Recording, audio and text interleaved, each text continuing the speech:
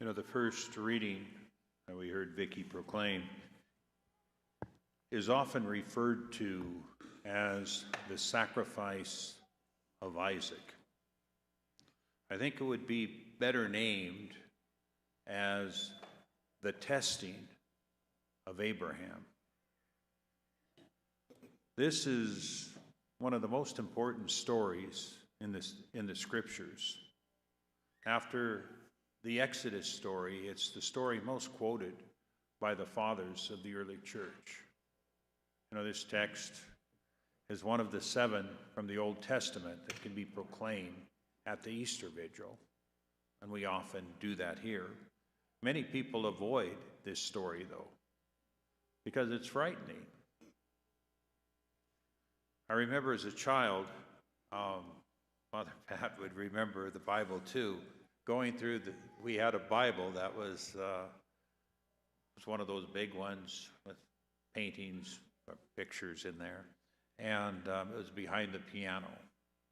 And I remember as a kid going through that and seeing a picture of a very old man with a gray beard placing a boy on a stone altar ready to be sacrificed. And a ram was stuck in the bushes at the side of the altar. And back then I was troubled by that picture. I didn't like it. And rightly so, because it's a troubling story. See, God, after having promised Abraham descendants and land, which was both necessary for this group of people to become a great nation, to be a light to the nations, God asked him to sacrifice the very son through which the promise was supposed to be fulfilled. If that would happen, this would be a national tragedy, not just simply a personal one. What is God doing? How trustworthy are the promises on which we hope? And what value can we gain from this troubling story? Though Isaac might be an innocent victim, he does not actually suffer. Abraham is the one who is put to the test. And from a human point of view, his response to move towards the sacrifice of Isaac is rather terrifying. However, we're being called to look at this test in a different way.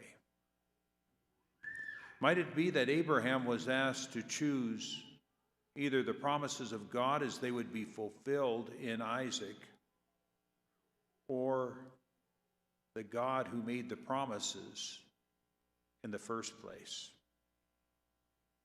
Once again, the story itself offers us a clue as Abraham is told, "I know how devoted you are to God." Without understanding how the promises would be fulfilled if Isaac is put to death, Abraham puts his ultimate trust in God. We still might ask, why should he and why should we trust a God who would require such a great sacrifice? And the other readings today answer that question. Paul insists in the second reading that regardless of what we have to endure in life, God's love for us can never be questioned. He goes so far to say that God's love is so great for our sake, not even Jesus was spared suffering. And some people may see God's willingness to sacrifice Jesus as simply another example of God's cruelty. This would be off base.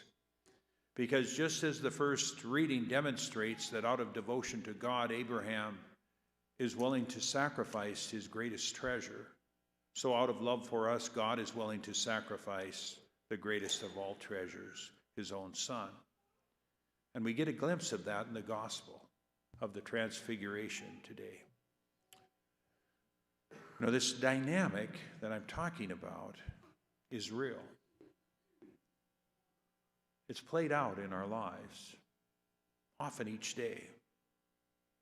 I think this story concerns more than the death of Isaac. It's really about the death of us all. Each of us is required to make Abraham's sacrifice. We all must face the inevitability of letting go of our most beloved person. Could be our task, our accomplishments, our joys. Everything dear to us, everything given to us by God is subject to death. Its own as well as our own death. We know that only too well with car accidents. We had the COVID pandemic, cancer, and other illnesses. And the essence of the story leads to this all-important question. Is God good? Will God keep his promises? Then the most important question for us is this one. Will I put my trust in him? Abraham is our father in faith because he embodies that conscious act of faith and trust and surrender. We all face the challenge of sacrifice. In our lives, often things do not work out as we desire, or sometimes even pray. For example, a marriage that was entered into in a spirit of hope fails. Parents lose a child to death. A father dies tragically at a young age, leaving 4 children. A person is fired unjustly from his or her job. The list goes on. In the midst of those situations, can we still trust God? God does not call us away from our dreams in a vacuum without providing something else for us. If we are asked to relinquish a possible future, it is only because there will be another future offered to us that will outstrip it, God's future. Our aspirations may be noble, they may be lofty, but the possibilities that God offers will outstrip them. But do we trust God enough to believe this? Do we trust God enough to surrender to this? Abraham was promised a much longed for heir, and he relinquished his hold on his heir, and he was granted descendants as numerous as the sands on the seashore. And God rewarded Abraham in abundance for his faithfulness. In the gospel today, the disciples committed themselves to Jesus without realizing that he would allow himself to be handed over to death. And this was clearly not a part of their plan. We know that, right? Yet they were overwhelmed when Jesus was revealed as God's own Son. And they were called by God to listen to him. So are we. You know, as we move through life, we will face times of hardship and difficulty that comes with living. And like Abraham, these times can be considered times of testing. How will we handle them? It is not a testing to see how much we can endure from or for God. Rather, God's testing of us is really an opportunity to make a choice. And that is a choice to put our lives ultimately in God's hands. And again, that choice is in front of us daily. The question in front of us is this one. Will I put myself in God's hands no matter what happens? Jesus shows us the path. He will lead us. We simply have to follow him. We simply have to listen to him.